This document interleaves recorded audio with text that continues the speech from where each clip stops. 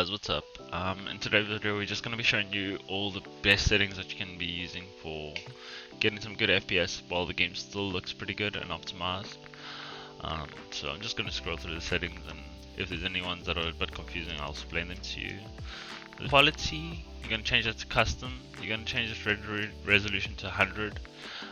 With the Nvidia image upscaling, or the upscaling in general, I would just say find the one that load into a game and find the one that works best for your system. For me it was the Nvidia image scaling.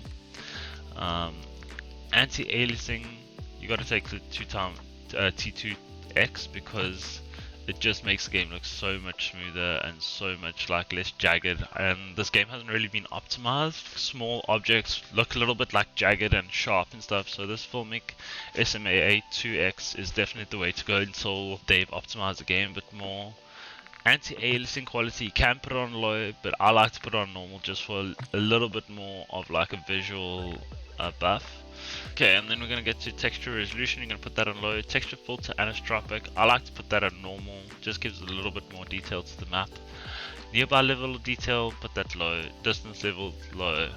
Clutter draw distance, you're going to put that on short. You don't really want small ground elements showing up in the distance and stuff. For the particle quality, I've put that on high personally because I don't like the very pixelated sparks, and especially the gunfire. The gunfire looks very unrealistic on low, so I like to put on high. There's no medium option, unfortunately. Particle quality level, keep that on low. Bullet impacts and sprays, I keep that off because it's a lot of memory to keep. It will cause you to lag. Shader quality low, tessellation off, you don't need this at all. Terrain memory, so this is going to be how much your GPU is going to allow textures and how far your computer will start processing that. So you want to put that on max.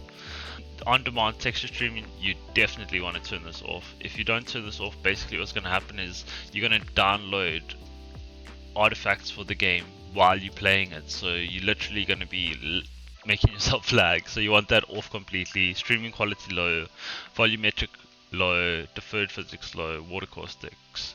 I like the water, I think it's a fun element. I've always liked Far Cry, and that was one of those beautiful games, so I keep the water caustics on. You don't need it. Shadow map resolution low, off, low, and ambient occlusion, you want that off. SSR, you want that off.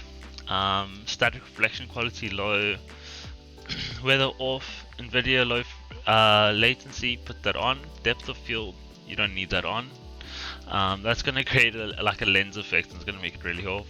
World motion blur off, weapon motion blur off, film grain completely off. Then your field of view, it's really dependent.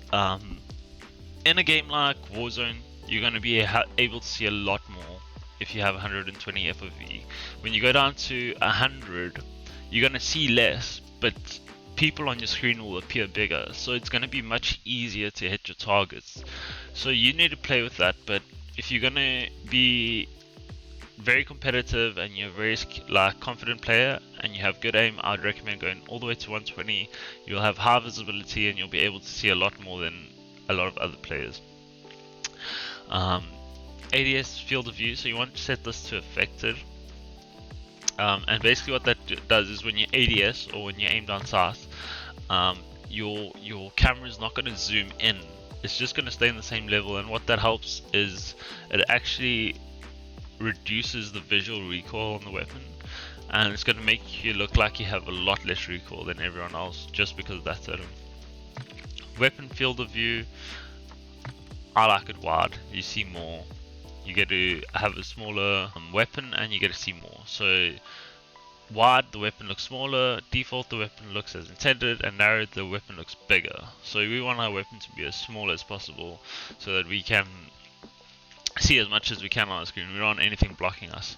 You want, for the first person camera, you don't want any movement. I know it's realistic and everything, but you don't want that stuff throwing your aim off or anything. Third person camera, least, and then the rest is really up to you. I'm currently running on a 1660 Ti, and we're getting around 70 to 80 frames during gameplay.